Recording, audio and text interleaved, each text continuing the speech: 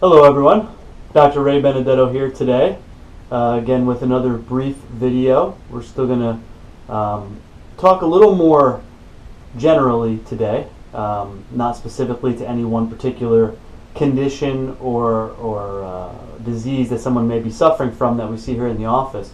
We're going to talk a little more generally about autoimmune disease.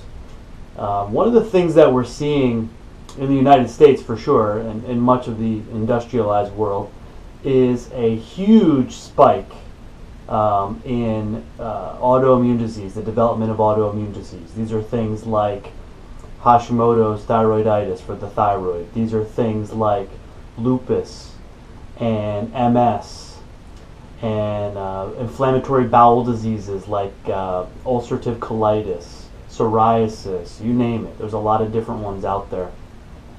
But we're seeing a huge spike. And what I want to go over briefly today, we see a lot of this in our office, that's why I want to discuss it.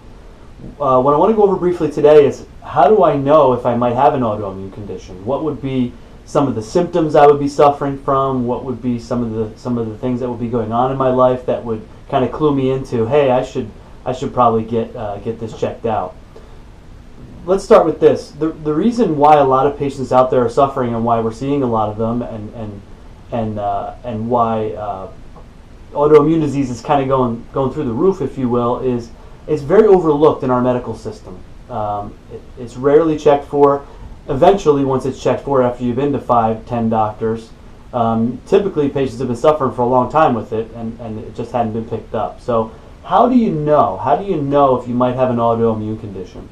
Couple of key factors to look at here. Number one, you've already been diagnosed with an autoimmune condition. Now that kind of seems pretty self-explanatory, but what I mean by this is if you've been diagnosed with another autoimmune condition. I mean, lots of times we see patients that have come into our office and they've already been diagnosed with 2 or 3 and we find more. So obviously if you've already been diagnosed with one, it increases your chances pretty significantly of developing further or additional autoimmune diseases, especially if they're not treated properly. Number 2, your symptoms will typically wax and wane. So they'll kind of go up and down over time. You'll have flare-ups, and then it'll kind of quiet down a little bit. So you'll see this kind of ebb and flow where, man, I just had a rough couple of months, but now I feel okay. And 6 months later, man, it's back again. So you'll typically see that up and down kind of waxing and waning. Number 3, you're taking a lot of supplements. I mean, truckloads, boatloads. I get patients come in my office, with baskets of supplements, and they're taking this for that and that for this, and a lot of times on their own, just trying to help the situation, obviously. But typically, with autoimmune conditions, the less is more is the mantra. So even when we do nutrition or diet or supplementation, we're typically scaling our patients way back, taking them off a lot of the things that they may be taking. We don't want the supplements contributing to the problem either. So they're usually taking a lot of supplements. Number 4, your life fell apart after you got sick. So a lot of times, patients will tell me that, it started at this point in my life, and really from there on, everything was downhill.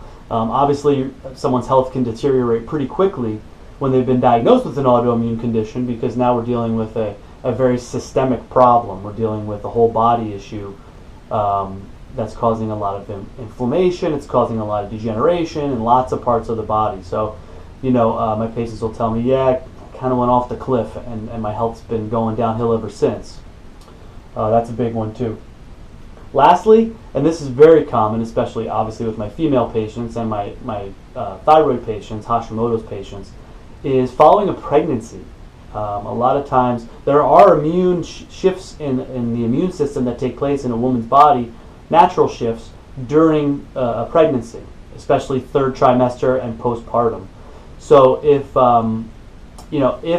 maybe there's some autoimmune condition brewing under the surface, a lot of times a pregnancy can bring it on full force, just because of the shifts that will take place naturally during a pregnancy. I get this a lot from my female patients. They'll say, it was right after the birth of my son or my daughter, even if it wasn't the first or the last, could have been a second or a third, kind of in the middle somewhere, but definitely following a pregnancy, very common, very common. So these are kind of your most telltale signs that you may have an autoimmune condition.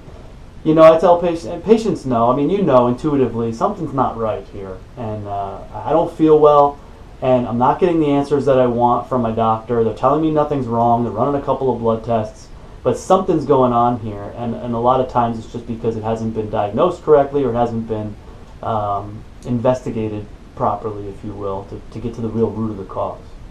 So that's our talk for today, a little bit about autoimmune disease. If you have any questions, feel free to contact our office, email, leave comments below this video, phone call. We're always here for you if you have any questions specific to autoimmune disease. Very common. We see a ton of it. We can help. Any questions, let us know. We'll see you on the next video. Have a great day.